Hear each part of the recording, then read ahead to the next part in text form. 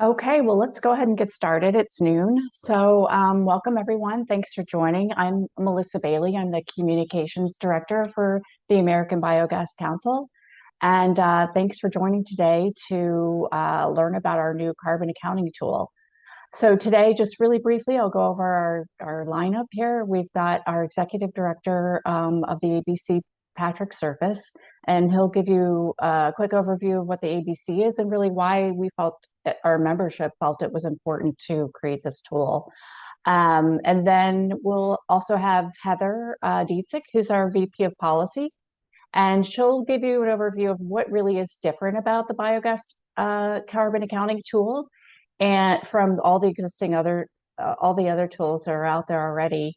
And then we'll also have Brad Plima, who is the president of Eco Engineers. They are one of the leading sustainability consultants in the US, as recently recognized by Sustainability Magazine. Brad's the president of ECO, and they are the folks who created the tool for the American Biogas Council, and he'll go into a little bit about what they included, what was important, some of the features, and why those features were important in terms of offering the benefits that we wanted this tool to offer. And then finally, we'll pass it to Ben Gerber, who is the president and CEO of Emirates. They're one of the leading carbon accounting. I'm sorry, I'm losing the word. To talk about why the carbon accounting tool is so important to the voluntary carbon markets. With that, I'll just pass the baton to Patrick. I did want to say too, though, that while we have 30 minutes scheduled for this, um, that we will have time at the end of our participants can stay a little bit longer if questions do go beyond that time. So with that, I will pass the baton to Patrick. Thanks, Melissa. Hello, everyone. As Melissa said, I'm Patrick Surface. I'm the Executive Director of the American Biogas Council. If you go to the next slide, Melissa. So for those of you who don't know who the ABC is, we are the voice of the biogas industry in the US. We represent over 400 organizations that are all across the industry in the US. And when you look at all the people that are a part of that, there's about 6,000 people. We're really proud of the diversity in the membership here. And so for the purposes of this briefing and this tool, you should know that we cast the widest net of any, well, we're the only organization that represents the entire biogas industry in the US, but that net that we cast, our umbrella, so to speak, of companies that are part of our membership is really, really wide. It's all the people that you'd expect that are developing biogas systems and making biogas, but it's also all the wastewater companies and farmers and food waste processors, and then the people who are using the gas. And if you go to the next slide, Melissa, I'll show you a little bit about what that means and tell you how it relates to the carbon accounting tool. So if you look at, thank you. If you look at this slide, there we go. If you look at this slide, look at this from the top down. This is how biogas systems work. You can basically think of a biogas system as a big tank. You can see a picture of one of them there on the top circle on the right, or a big pile in terms of a landfill. And what you see on the bottom circle on the right there is just a collection of gas inside a landfill. So underneath the grass, there's a huge mound of garbage, and biogas is being generated, whether it's in an engineered tank on the top or in a landfill on the bottom. Thanks, Melissa. And if you look at the top down, this is how the biogas system works. So you put organic material in, and then the microbes that are already present in that material, if you keep it nice and warm and you starve it of oxygen, anaerobic microbes reproduce. They literally eat up the organic material and they burp out biogas. And that biogas is a mixture of methane and carbon dioxide. The methane is where all the energy is.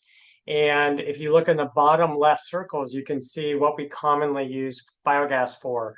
The most common of those are going to be electricity or vehicle fuel, usually in the form of renewable natural gas or heat. And then all the solids and liquids that come out of the biogas system, That's your digested material. And I'm going to skip ahead here. Can you stay on this slide, Melissa? But I'm going to just skip ahead in what I'm explaining to you in terms of the relevance of this carbon accounting tool. So this carbon accounting tool is meant to draw a circle around these things in here so that you count all of the carbon emissions from the biogas system and you count them accurately. And as we'll show you here, when you hear from Heather next, she's going to go into it specifically. You're going to hear about this from Brad as well. There are a bunch of carbon accounting tools that are out there, but none of them fully count for all the carbon emissions for all kinds of biogas systems. None of them do that. And that's why we started this program and why we created this tool, so that there would be a tool that actually counts all the carbon emissions and counts it accurately. And to give you a specific example on this chart, everything under 3B there, all that digested material, any emissions associated with that, and it could be emissions generated or it could be emissions saved, like if you're using digested material to offset the use of fossil fertilizer that you would normally use on your crops that's generated using fossil fuels and transported using fossil fuels. That's your synthetic fertilizer. That is most of what we use in agriculture. If you don't use that fossil fuel generated synthetic fertilizer, and instead you're using digested material naturally, you have a carbon emissions savings. None of the tools in the world that we have found or know about count any of the carbon emissions positively or negatively around that entire section of all biogas systems. And if you look at how biogas is used for heat on the left, none of the tools do that either. They only count carbon emissions related to transportation fuel usually, or only in the case of electricity if it goes to electric vehicles. So there are all these missing elements. And so that's why we did this. And if you go to the next slide, Melissa, I'll just highlight on the fact that, yes, of course, as a trade association, we created this tool with our members and with the experts at Eco Engineers, but it wasn't just within the membership. We were very intentional during the year and a half that we developed this tool to go outside to the public and invite all kinds of people, whether it's from the people that are using carbon accounting tools, corporations, even EPA and the government. We invited anyone who wanted to take part in the process of kicking the tires on this tool, criticizing it, critiquing it, finding weaknesses to help make sure that it was science-based, that the science was adding up, that the math was adding up, and that this was going to be a really usable tool. That open process was really important to us as we developed it. And finally, I will just leave you with the last slide here before I turn the baton over to Heather to go into a little bit more of a detailed comparison of the tools that are out there and how the Biogas Carbon Accounting Tool, the Biogas CAT, compares to it. So just to remind you, we did this because no other carbon accounting tool fully accounts for all the carbon emissions. We have created that. This is science-based. It is built on other tools that are out there. We did not start from zero. We started with all the good things from the existing carbon accounting tools, and then we filled in all the gaps that existed.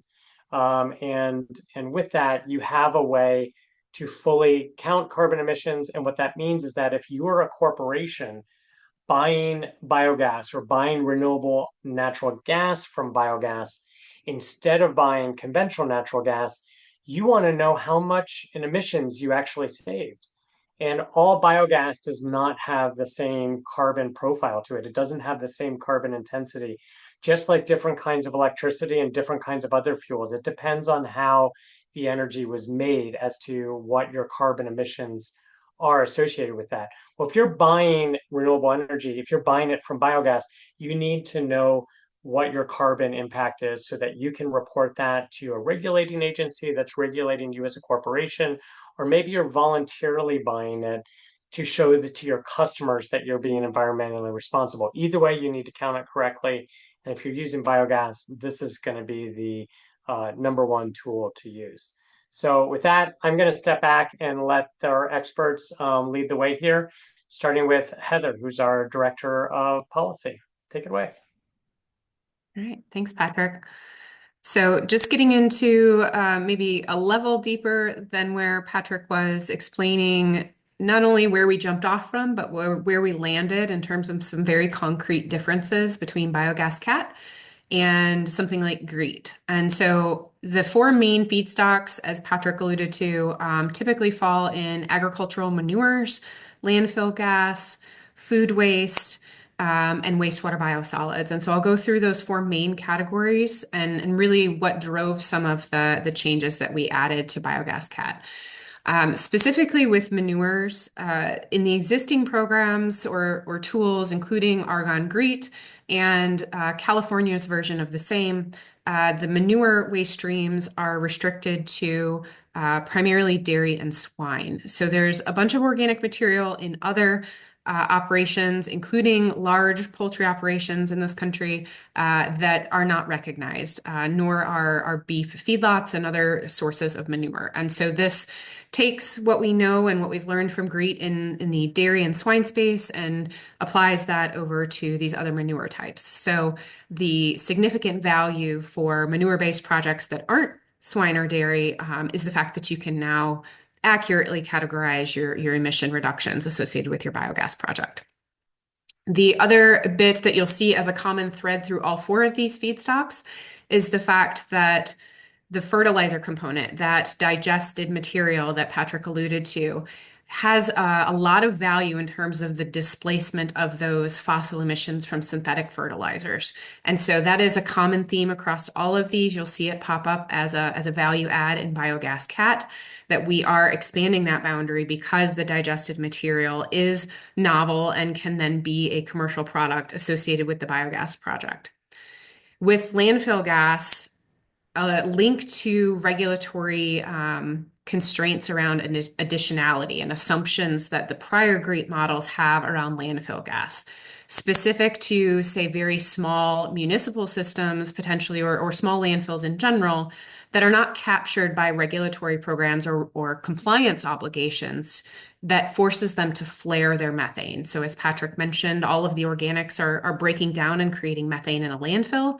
There are thresholds for landfills by which you are forced to flare or combust that methane and turn it into CO2. But there are a number of projects that are being developed on landfills of smaller sizes where their emissions baseline is not that regulatory baseline. It is not combustion. It is not CO2 emissions. It is methane emissions. And we want to make sure that projects that capture those methane emissions are rewarded and can articulate the global warming potential of those methane emissions that have been captured. And so that's a key difference in the landfill model.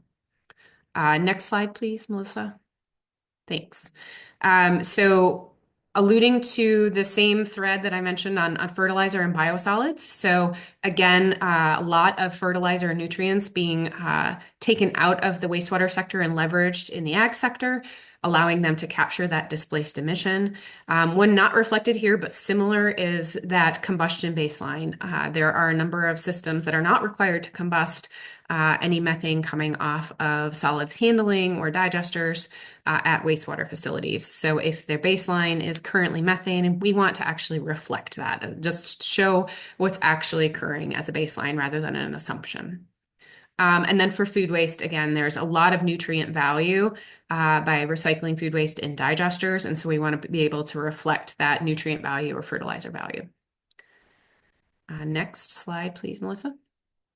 So touch really briefly on some of the policy benefits of leveraging Biogas Cat. So as Patrick mentioned, this allows projects to clearly articulate their benefits to the market.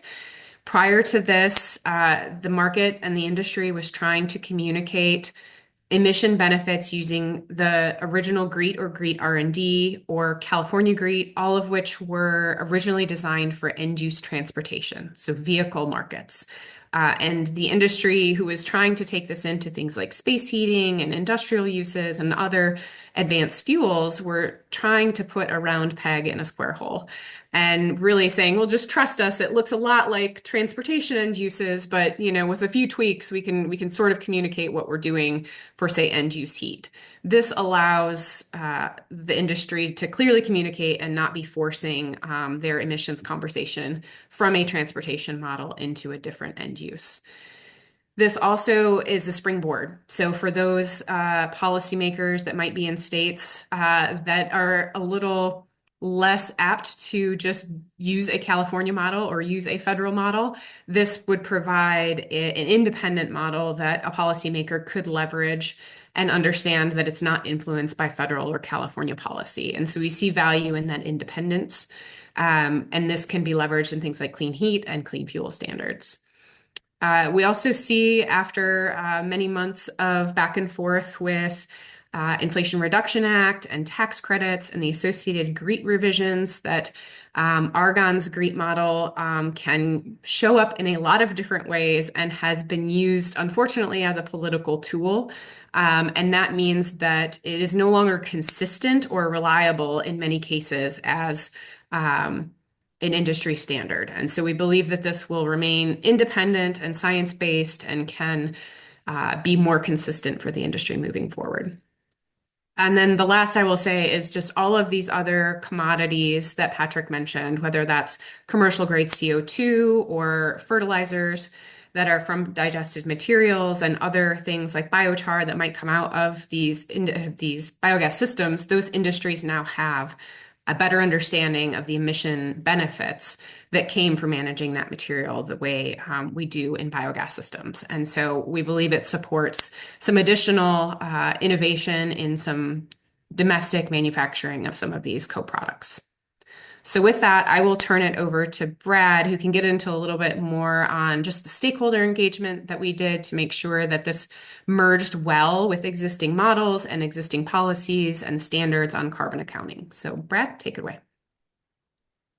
Thanks, Heather.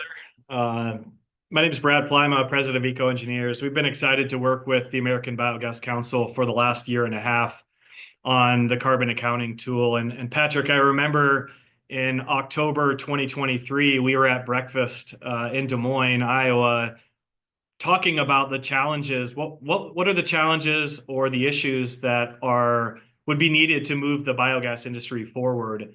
And this carbon accounting tool, or lack thereof within the industry, was identified as a roadblock or a need that no one had really addressed. And so the ABC saw that need, identified it, and within the industry, the need to more easily access the environmental benefits and quantify the environmental impacts of biogas projects. And they hired eco engineers. We're a well-known industry-leading third party that works in LCA, carbon accounting, consulting, and audits to create a science-based, transparent, robust tool in order to accurately reflect the impacts of biogas on performing and producing biogas out there within the industry. And so what we did in late 2023 is we followed a very methodical and robust process. We engaged with ABC, various members, various committees, with regulators, with environmental groups, with project owners and operators to come together to create a very defined methodology of how to assess the impacts of biogas projects. And so that methodology was created across late 2023 and early 2024, various stages of input and getting input from industry, getting input from public, getting input from regulators. And that methodology was finalized last year. And then from that methodology is how do you create the tools to make that methodology impactful and useful? So over the last 6 to 8 months, we've been working with the American Biogas Council, various members and industry groups to create a set of tools that can be easily used to accurately calculate carbon intensity of really any biogas project. And those tools went through various rounds of testing and getting industry feedback, and ultimately released the tools earlier this year. And the goal really is to create an easy to use, easily understandable tool that can span across the various biogas industries, whether that's in a regulated environment or whether that's in a voluntary or involuntary carbon markets. And I know Ben Gerber is going to talk more about how his platform could utilize the biogas CAT and really provide that level of transparency to biogas projects.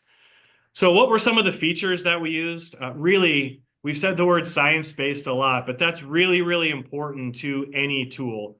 So we used Argonne GREET model as the base, which is a industry recognized, North American recognized tool to assess carbon accounting for various energy sources. So using that as the base. And the other part about using that tool is it needs to be transparent. And the Argonne GREET is an open source, same thing as a biogas CAT tool. You can go in and look at the assumptions. You can look at how things are calculated. And so that transparency is really, really critical to the success and the use of this tool. The other thing we tried to do is make it easy to use. If you look at various carbon accounting and modeling softwares that are used across the world to assess the carbon intensity of various energy sources, most of them are very, very complex. You may open up a spreadsheet and there's 35 tabs in the sheet of how to calculate the emissions. And we really tried to simplify that process, but continue to keep it robust, transparent, and science-based. The other thing, as I mentioned, is industry reviewed, peer reviewed, regulator reviewed, environmental group reviewed. We really, over the last year, did a very comprehensive process to bring in feedback to say, what are the assumptions? How do we set baselines? How do we set the system boundaries? What makes sense? Not to create the outcomes that we wanted, but to really have this be science-based and industry-wide. As Patrick said, the ABC serves a wide range of members, from environmental groups to end buyers to financiers of these types of projects, to all of the oil majors that also participate in renewable and clean energy projects. How do we create a tool that spans across all of those various domains? And again, making that easy to use, science-based, and transparent. And so ultimately, we came out with the Biogas CAT tools that ABC published. And I think Heather mentioned the goal of this is really to keep these tools dynamic. It's not to release them once and not address them. So the opportunity to refine and improve and continue to move these tools forward is out there, whether that's on an annual basis, whether that's on a more frequent basis, but we can keep these tools dynamic and reflective of the overall industry, the overall carbon accounting systems, and how the calculations are done in order to assess the overall environmental impact. So that's just a really brief overview of the process that we used, the tools that we used, and the various industry groups that were included in getting feedback before releasing the tools. So with that, I'm going to turn it over to Ben Gerber, who can talk more about the usage of the tool. Yeah, thank you. And good morning, everyone. I'm Ben Gerber, President and CEO of MRETS. We are a not-for-profit environmental attribute, or also known as EAC, tracking platform. I'm excited to share an exciting advancement in biogas and renewable thermal tracking and sustainability with you today and all of our partners here. We are going to be integrating the ABC Biogas CAT tool into the MRETS Renewable Thermal Certificate Tracking System. So a little bit about what that is. We are the largest REC tracking system, renewable energy certificate, which is a way to account for renewable electron consumption. And for every megawatt hour of renewable electricity produced, we create a REC. We applied the same type of market principles to the biogas, biomethane, green hydrogen market. And we are going to be expanding that to all clean fuels pretty soon. The ability to also track from production through consumption the environmental attributes of biogas and biomethane. And so as a leader in environmental attribute tracking, we have been verifying and renewable energy for over 15 years now. And our RTC system ensures that renewable thermal energy, as I mentioned before, not just biogas, but RNG and other fuels that are derivatives of biomethane, are accurately tracked from production to end use. And this gives buyers confidence in the environmental impact of their energy purchases, and regulators in states that adopt MRETs the confidence that claims in their regulatory programs are evidence-based. By integrating this tool into our existing RTC system, we're bridging the gap between biogas producers and end users with unparalleled, as you heard before, science-based, broadly accepted, conservative, and transparent emissions accounting. And that's all really important to build credibility. By integrating the Biogas CAT tool into our existing RTC platform, we believe it's going to provide three key benefits throughout the renewable fuel value chain. One, enhanced transparency. This transparency will empower buyers to meet sustainability targets, comply with regulatory requirements, and contribute to the broader mission of reducing greenhouse gas emissions. Efficiency is the second one. Our hope was always for the CI scores of different fuels to form the backbone of the RTC system. We heard from a lot of our market participants that obtaining a CI score or being able to utilize the existing tools, while they're great tools, was difficult, especially for those with less sophisticated people on their team that understand CI modeling. And so by ensuring an easy and cost-effective access to a tool like the Biogas CAT is going to be really, really impactful to scaling not just the volumes of biogas, but the impact and the CI scores. And then market confidence. Buyers can trust that their renewable purchases or clean purchases are backed by verified high-quality environmental attributes. Much like we saw the voluntary market scale based on the credibility of existing rec markets, we believe the same will happen through our system and the voluntary purchases, as well as compliance purchases in biogas. And we believe this partnership marks a pivotal advancement in accelerating the transition to a low carbon future. It empowers producers to monetize their biogas projects while enabling buyers to meet sustainability goals with confidence. As demand for renewable thermal energy grows, solutions like this will be instrumental in scaling the market and driving meaningful emissions reductions. The integration of the ABC Biogas tool is more than just a technological upgrade. It's a testament to everyone on this call's shared commitment to a lower carbon future. We're excited to continue working with our partners, stakeholders, and the broader community to build a transparent, reliable, and thriving renewable energy marketplace. Thank you for your time, and we look forward to answering any questions you may have about MRETs. Thanks, Ben. Thanks, everyone. So just really briefly before we go to questions, I wanted to let everybody know that you can find the Biogas CAT on the ABC website at americanbiogascouncil.org/CAT. This is what that page looks like. It's under this resource tab here, and you'll find it says Carbon Accounting Tools. So that's where to find it. And then just also a note that at the bottom of any of our web pages, there's a Flickr link to photography that you are welcome to use. And please go ahead and ask it away. Does anybody have questions?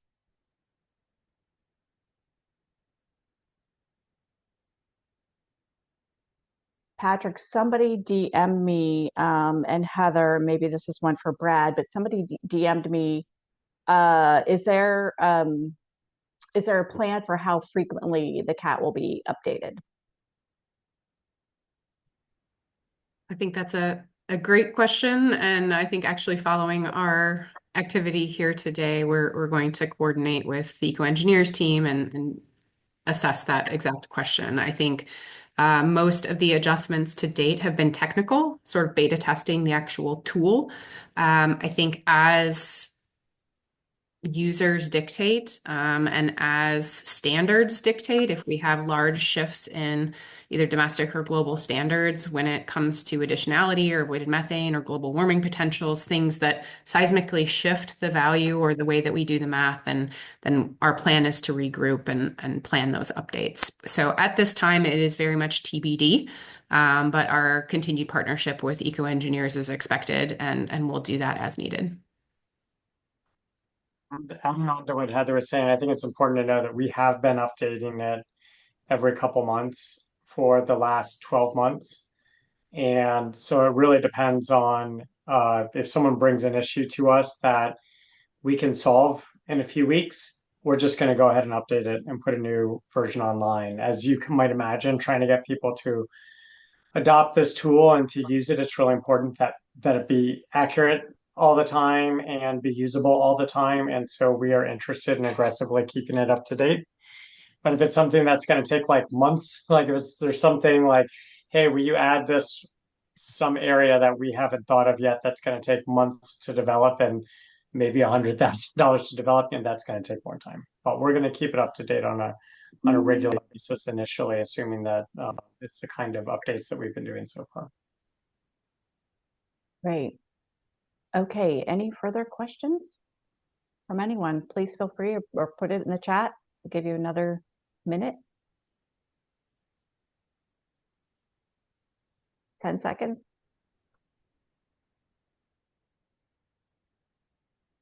All right, well, we are at time. So with that, I just want to thank everyone for joining, and please do reach out if you have any additional questions or want to set up one-on-one interviews. We're happy to provide that.